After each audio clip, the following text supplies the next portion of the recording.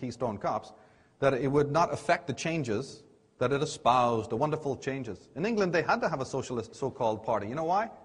Because soldiers were coming back from hells that you can't even imagine, coming back to empty towns where their whole bloodline had been wiped out. Revolution was rampant. They couldn't be, and so the government realized we better do something to appease this because they're ready to, we're still living in our mansions, remember? Ever been to England? Think if you're a soldier who's watched your comrades die on the fields of Flanders, in the fields of France, coming home and still watching these regents, you know, in luxury there. What were you going to do? Think of England in those days, what was going to happen. So they appeased the situation by giving you some welfare, giving you some free housing, a car that's practically useless, and a few other, you know, little benefits to appease the foment that was coming. But this party would become so ineffectual and counterproductive that even the most reprehensible forms of conservatism would in fact gain support. The neoconservatism of the present-day Bush dynasty couldn't have existed without this intentional capitulation. This was recently made evident in the last election. It was part of the meta plan that Kerry would be, you know, quote-unquote wishy-washy and a flip-flopper.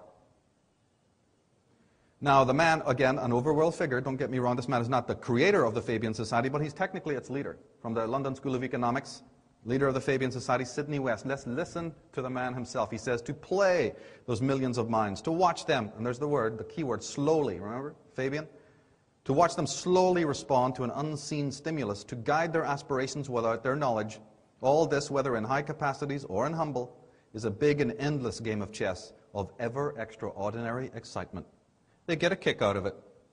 That's the way a doctor in a laboratory talks about the rats when he walks in the morning.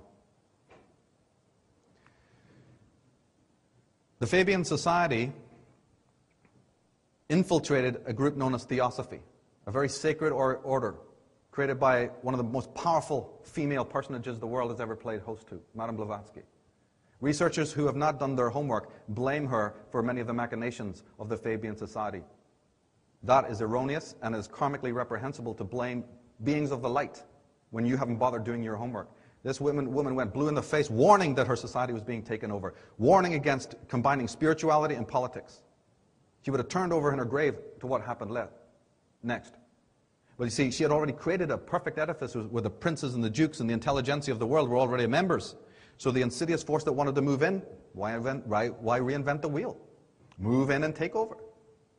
It's ready and waiting. A British intelligence operation, says James Wardner in his fine book Unholy Alliance. He says, swept Madame Blavatsky aside, and she was replaced by the British Fabian Society co-founder Annie Besant.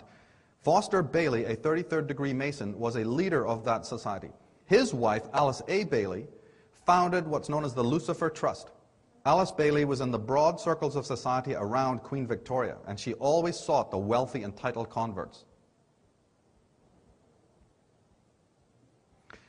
In her own words, listen to this.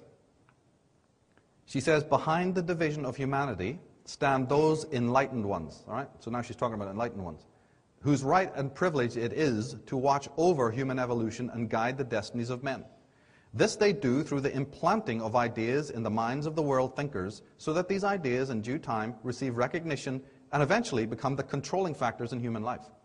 They train the members of the new group of world servers in the task of changing these ideas into ideals. These in turn become the desired objectives of the thinkers and are then taught to the powerful middle class and worked up into world forms of governments or religion, thus forming the basis, and she wrote this at the turn of the century, of the new world order. What's basically this caption telling us? That there's some on high force, the enlightened ones. Remember again the reference? And they are affecting by means unknown to us those policies that, as I'm saying, the characters, the people's champions put into work. Now, as we know, they moved in and took over the reins of the American government through the years, and of course you've listened to many other speakers talk about this. But we want to look for a moment at these American contexts and at the hidden enemies that operate here. Because your dollar bill, as I hope you know by now, and also your cities, and many, many of the other symbols of state and government bear these secret society emblems, coming out of Egypt, but also coming out of the secret society world.